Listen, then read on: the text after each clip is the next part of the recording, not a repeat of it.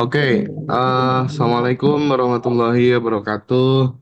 Anak Waalaikumsalam semuanya. warahmatullahi Waalaikumsalam warahmatullahi wabarakatuh. Oke, Teh Feby. Jadi tadi tuh ada salah satu subscriber yang WA. eh Beliau tanya kan, keponakannya itu kan nggak bisa move on dari pacarnya setelah putus gitu ya. Setelah putus nggak bisa move on gitu. Nah, kalau case-nya seperti itu, menggunakan pendekatan keilmuan yang selama ini dipelajari, pengalaman Teh Feby, penanganannya bagaimana Teh gitu? Gimana Teh? Oke, oke. Gini Mas Hendra, Eh, ketika ada kendala di dalam relationship ya, baik itu putus cinta ataupun pada saat ada satu keluarga dan mungkin ada cerita perselingkuhan misalnya, ada satu kondisi di mana kita nggak bisa move on sama situasi itu. Nah, eh, intinya adalah kita harus memahami bahwa kehidupan ini itu adalah cerita tentang dualitas gitu. Kehidupan ini tuh ada cerita tentang dualitas, ada kebahagiaan, ada kesedihan. Ada punya uang, ada uang suatu saat keluar entah itu diambil orang atau apapun. Jadi ketika kita sudah belajar memahami bahwa satu paket kehidupan itu memang akan selalu ada antrian kebahagiaan dan berikutnya ada cerita kebalikan daripada itu. Jadi ada sebuah hukum semesta yang namanya hukum keseimbangan. Jadi kebahagiaan itu muncul di timing berikutnya pasti akan ada balancing tentang situasi seperti ini. Nah, untuk menghandle ini, kalau dari pengalaman yang sudah berjalan dalam Abundant Revolution, itu semua pasti akan dikembalikan dulu sama cerita Abundant Revolution tentang materi bab satu, Mas Hendra. Materi bab satu kita adalah siapakah dirimu? Siapakah dirimu? Siapakah dirimu di Abundant Revolution itu adalah kamu adalah percikan ruhnya yang tanpa batas dan berkelimpahan. Kamu bukan tubuh, bukan emosi, dan bukan pikiran. Jadi, untuk treatment kondisi masalah yang seperti ini, biasanya solusi terbaik adalah terima semua realita, sambut dan terima, rasakan penuh, terima cerita itu apa adanya, lalu izinkan untuk dialirkan, izinkan untuk dilepaskan. Jadi mundur dulu satu langkah, melihat bahwa oh ada peristiwa ini. Izinkan untuk mundur dulu satu langkah. Nah, ketika kita mengizinkan dan terbuka untuk bisa melepas yang kemelekatan terhadap sakit hati, kebingungan, keresahan, nggak bisa maafin orang, dan lain-lain, dan kita memahami bahwa sejatinya diri kita itu adalah percikan ruhnya yang tanpa batas dan berkelimpahan. Di titik itu, biasanya ketika rasa itu dirasakan penuh, dia akan menipis sendiri, Mas Hendra. Jadi ketika kita sadar bahwa ini ada emosi, ini ada diri kita yang asli, kita kasih jarak gitu sama emosi itu biasanya rasa kesel, sebel, marahnya itu menipis, menipis, menipis dengan sendirinya. Dan pada akhirnya dia akan terurai emosi itu, kembali ke asalnya, ke cinta murni tanpa batas. Nah biasanya pakai treatment seperti itu, hal pertama yang terjadi adalah orang yang bersangkutan itu akan ngerasa plong, aduh Teh Febi plong teh gitu. Karena dari sekian banyak alumni itu 20% Mas Hendra itu cerita tentang relationship yang seperti barusan kurang lebih. Iya, iya, iya, iya, iya. Dua Oke, puluh persen, 20% dua dari puluh persen ya Teh ya. ya, betul. Dan alhamdulillah beres Karena ya Teh ya. seperti itu. Beres Mas, satu-satu beres. Hmm. Satu-satu beres. Iya, baik Teh. Karena ya itu tadi Mas Hendra, substansi intinya kan cuma cerita tentang aku dan cermin. Apa yang terjadi di dalam realita hidupku seperti pantulan di dalam cermin. Oke. Pantulan di dalam cermin ini, itu gambarnya dari mana Mas asalnya? Dari orang yang di depan cermin kan Mas? Ya, bener. Dari orang yang Bener di nggak? depan cermin. Bener nggak, Hana? Mm-mm, Pantulan di cermin ini kan asalnya dari orang yang di dalam cermin. Realita kehidupanmu, kamu disakiti mm-mm. sama seseorang, ditinggalin, diselingkuhin. Apa yang kamu rasain? Sakit hati, sedih, kecewa. Itulah pesannya di semesta. Masih ada bagasi emosi yang masih menyala di bawah sadar kamu, yang belum kamu terima, belum kamu ikhlaskan, belum kamu lepaskan. Dia masih menyala terus di dalam sebagai bagasi emosi yang terus menyala. Hmm, yang masih menyala inilah Mas Hendra yang menarik realita dia diselingkuhin. Oke, oke, oke, oke, Seperti oke, itu. oke. Jadi kalau kita udah paham substansi aku dan cermin itu enak Mas. Jadi nggak nyalahin orang lain lagi. Iya, oke. Iya, Teh. Jadi kalau kita bicara tentang hal-hal yang nggak enak yang dijalanin setiap orang itu kan beda-beda gitu. Kadang ketika masih kecil, remaja, kita udah dihadapkan pada situasi dan kondisi kehidupan yang tidak seperti anak-anak lain pada umumnya gitu ya. Masa lalu, masa kecil yang struggle, termasuk Teh Feby sendiri dulu kan hidupnya struggle banget gitu ya. Kayaknya banyak orang yang mulai melakukan sebuah kontemplasi bahwa kehidupanku yang struggle dulu itu sebenarnya adalah tanda-tanda yang diberikan oleh semesta bahwa kelak kamu, Feby, kamu itu akan aku gunakan sebagai light worker misalnya ya, sebagai orang yang akan memberikan manfaat bagi banyak orang gitu, tidak hanya untuk dirimu dan keluargamu gitu. Ini tentang tanda yang diberikan oleh semesta kepada masing-masing orang akan menjadikan orang yang besar, quote and quote tuh menurut TVB gimana tuh? Betul banget Mas. Betul banget. Itu betul banget. Apa yang tadi Mas Hendra sampaikan dan katakan itu betul banget. Jadi gini loh Mas. Termasuk juga apapun yang terjadi sama teman-teman semua gitu. Teman-teman semua tuh Mas Hendra rata-rata kan ini alumni kita udah lebih dari 2.000 orang ya Mas. Jadi Iya, dari iya. story rekapan mereka itu aku bisa ngelihat polanya Mas. Di titik mereka ikut kelas itu rata-rata mereka dalam posisi lagi jatuh, lagi trauma, lagi titik terendah, lagi dalam cerita seperti itulah kurang lebih. Jadi sama seperti yang tadi Mas Hendra cerita tentang pengalaman hidup aku, itu tanpa sadar aku tuh dididik dan dikuliahin sama Allah lewat sekolah kehidupan ini. Hmm. Gitu loh. Jadi sekolah kehidupan ini tuh mengantarkan jiwa-jiwa ini menjadi kuat. Kenapa aku merasakan pernah nggak punya uang, pernah 5.000 uang di dompet atau mungkin kosong? Karena aku memang diizinkan untuk mengalami biar aku merasakan rasanya seperti itu untuk menolong orang. Biar empati itu terasah gitu. Jadi semua realita di dalam kehidupan kita itu sebenarnya tidak ada yang sia-sia. Semuanya pasti ada maksudnya, pasti ada hikmahnya. Nah, kisah hidup aku tuh mas, dulu aku naik angkot mas, aku naik angkutan kota, aku naik bis, aku nggak ada motor, nggak ada mobil, itu semua nggak ada. Nah, kenapa itu dialami? Untuk bisa merasakan perasaan kebanyakan orang sehingga hatiku terbuka untuk sangat bahagia menolong begitu banyak orang, ibaratnya seperti itu.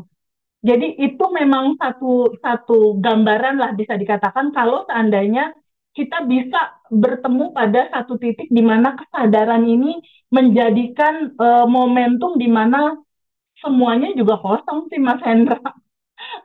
Intinya memang kita kembalikan lagi segala kebaikan dan keindahan itu hanya kepada yang tanpa batas itu gitu.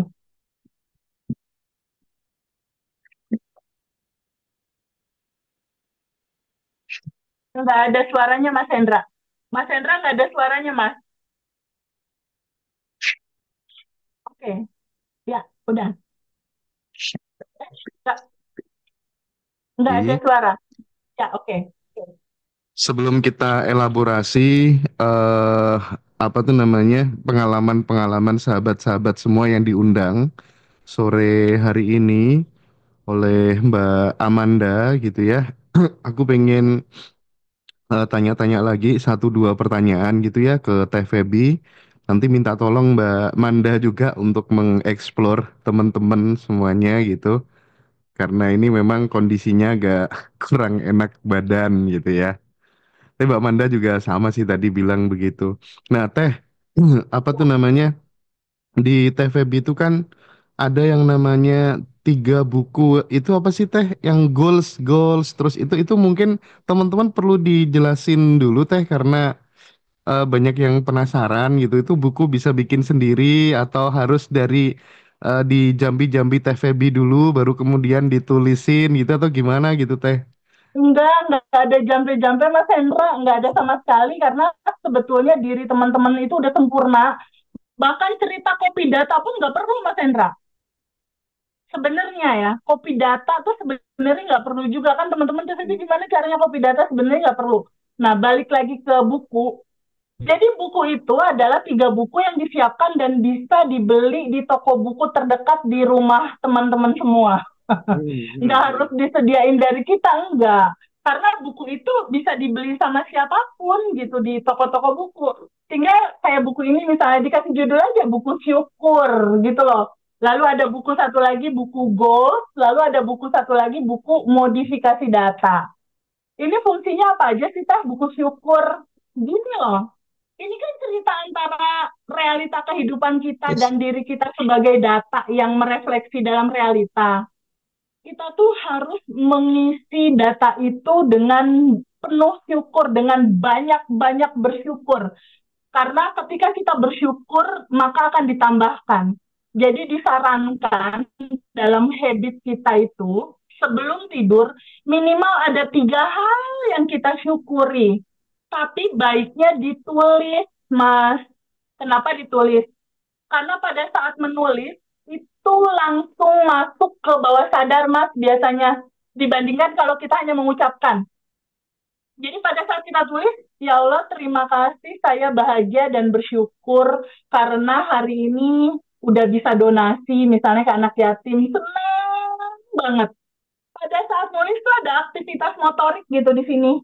Nah, pada saat nulis gini, semua yang tertulis itu tanpa sadar tuh masuk ke bawah sadar biasanya. Jadi, yang buku syukur itu tulis, baca, bayangkan, rasakan rasa bahagianya. 3 hal aja. Misalnya udah donasi atau anak sehat, atau hari ini ngajak ibunya makan di luar. Misalnya apapun yang kamu syukuri tentang kehidupan ini. Karena kuncinya ketika kamu bersyukur, maka pintu abundance itu terbuka gitu. Ketika kamu bersyukur maka pasti ditambahkan. Itu patokan utamanya. Dan kita harus membiasakan untuk selalu bersyukur. Karena kan kebanyakan dari mikirin tagihan besok, Mas Hendra. Ya, ya, ya. Mikirin masalah, kebanyakan kan mikirin sesuatu yang nggak kita suka. Nah, ini habitnya diganti dengan satu buku syukur itu. Itu buku yang pertama. Lalu buku yang kedua itu adalah buku goals. Buat apa? Kita kan ada quantum jam dan melepaskan apa yang kita inginkan. Misal contoh, ini contoh ya. 15 Februari 2025 aku tuh nulis Mas Hendra. Terima kasih ya Allah BMW 330 M Sport 2024 sudah aku terima. Makasih ya Allah, terima kasih, terima kasih, terima kasih. Aku catat tanggalnya 15 Februari 2025. Aku catat. Lalu aku kuantum jamin, ya. Lalu 5 menit sebelum tidur, udah keterima dan aku lihat jendela, aduh, udah keparkir di situ. Padahal masih di dealer. Saat itu masih di dealer gitu. Lalu dari situ biasanya kalau semesta mendukung itu lucu Mas. Itu kan mobil biru ya warnanya ya. Wah biru metalik. Itu tiba-tiba kok ya sering ngelihat mobil BMW biru itu. Tiba-tiba lewat. Itu tanda-tanda di mana semesta ngasih tahu, halo, apakah ini yang kamu mau gitu. Itu udah tanda-tanda dan iya bener aku mau yang itu gitu. Setelah itu udah lepasin, lepasin, nggak usah dipikirin, lupain aja. Kenapa Mas harus dilepas dan dilupain? Sebetulnya semua itu udah ada di sini saat ini sekarang. Tinggal apa? Menunggu frekuensi tubuhmu, frekuensi energimu bergetar satu resonasi sama seperti mobil BMW itu. Kalau kamu punya mobil BMW itu rasanya gimana? Happy, senang, bahagia. Ya udah, happy, senang, bahagianya itu dihadirkan di saat ini. Ketika rasa dan frekuensinya sama, ini BMW lama-lama ketarik mas dari dealer jalan gitu, jalan, nyampe ke garasi rumah aku. Jadi Mhm. ketika udah quantum jam, yang kita butuhkan selanjutnya kan ada masa tunggu ya Mas Hendra, ada masa tunggu kan dari mulai quantum jam sampai realita, bener nggak? Di Iya. masa tunggu ini frekuensinya samain. Nah, melatih nyamain frekuensi itu kan judulnya bersyukur berterima kasih. Pakai buku syukur yang tadi kecil-kecil bilang terima kasih, makasih, makasih, makasih, makasih. Itu untuk menstandbykan frekuensi di kelimpahan, rasa terima kasih dan kelimpahan. Jadi pada saat waktu Maret akhir itu terjadi kan aku kelihatan tuh, oh 15 Februari aku quantum jam goal. Lalu terjadi di Maret, oh 45 hari, sebulan setengah. Kan jadi pola. Kalau satu kali itu terjadi kan kita percaya diri untuk bikin quantum jam berikutnya dan kita lepas.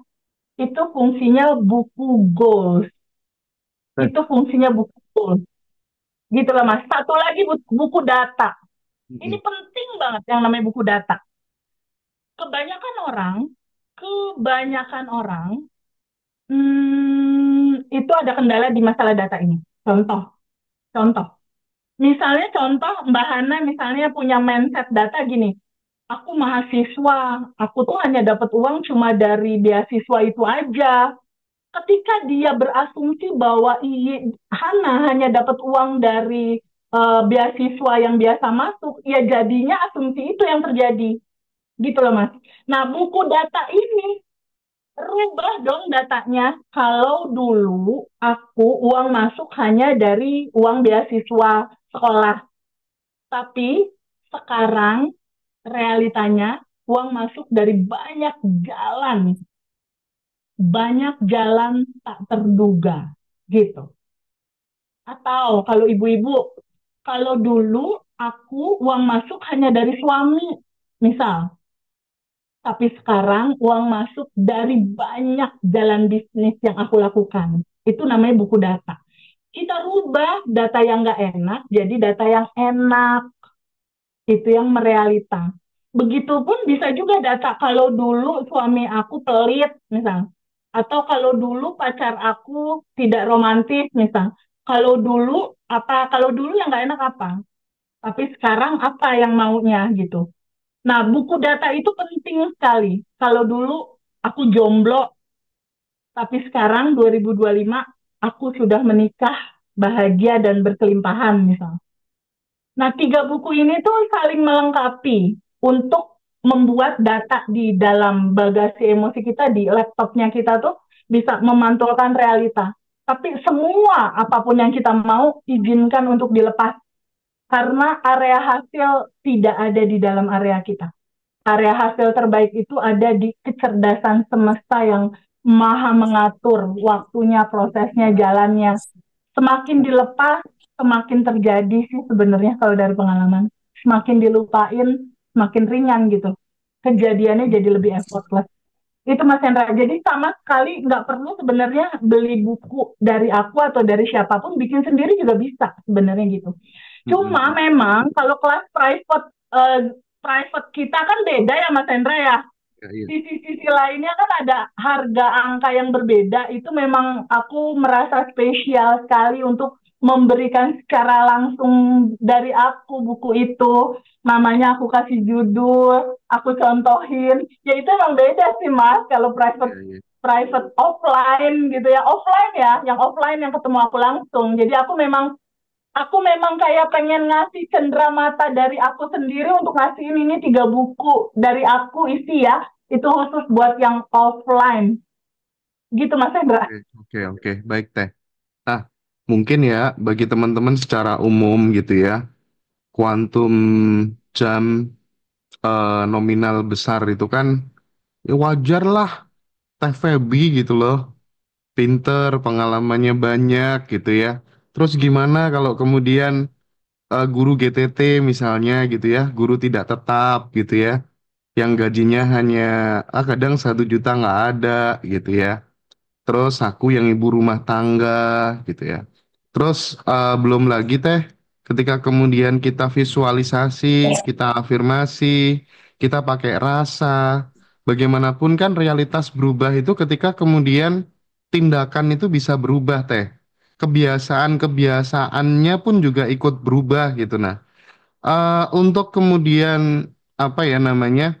Untuk kemudian membuat sebuah kebiasaan-kebiasaan baru itu kan bukan hal yang gampang gitu loh.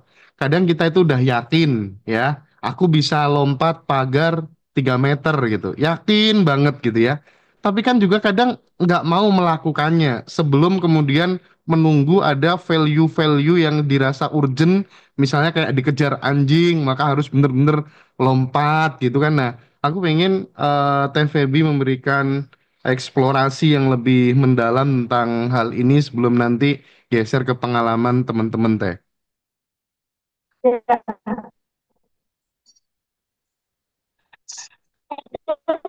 Satu kisah yang kita yang kemarin sempat kita wawancara Mas Hendra, dia tidak hanya tidak punya penghasilan sama sekali, kalau guru guru sih masih punya penghasilan Mas. Ini Oke. asli ibu rumah tangga, tinggalnya di daerah, pasangannya tidak bekerja, dia tidak ada rumah, kondisinya juga tinggal di mertua dan situasinya juga ada utang. Jadi kayaknya itu udah rada lengkap itu mewakili pertanyaan yang barusan gitu. Lalu bagaimana pada akhirnya itu bisa berubah, realita hidupnya itu bisa berubah gitu. Jadi ternyata Mas Hendra mau berangkat dari manapun, mau minus pun gitu ya, mau dia guru atau penghasilannya berapapun, ini kan yang aku contohin benar-benar tidak berpenghasilan. Suaminya pun jobless, jadi nggak bekerja. Dia nggak ada rumah, tinggal di mertua gitu. Lalu bagaimana pada akhirnya dengan abandon revolution ini hidupnya tuh udah jadi berubah dan testimoninya ada tuh di ngaji Rasul sebelumnya. Ingat nggak sama Mbak yang waktu kemarin testimoni, Mbak Iya, Uli, iya. Mas Hendra. Uli, Uli, Uli. Ya, Yang ibu rumah tangga itu itu kan? tuh yes, itu benar-benar tidak ada uang yang masuk sama sekali, bahkan dia stres dalam kondisi istilahnya tinggal di rumah mertua, suami tidak berpenghasilan, ada PR hutang juga, terus situasinya dia merasa bahwa kehidupan ini kok begini ya, terus dia juga tidak harmonis sama mertuanya itu. Nah, di titik mana kita harus memulai itu? Abandon Revolution menerangkan bahwa kalau kita ngambil dari literatur Sedona Method ya, Lester Levinson penemu Sedona Method itu bilang, Mas, bahwa aksi terbesar di dalam hidup kamu, kalau kamu mau berubah, izinkan untuk melakukan rilis. Izinkan untuk menerima semua realita hidupmu, alirkan, lepaskan.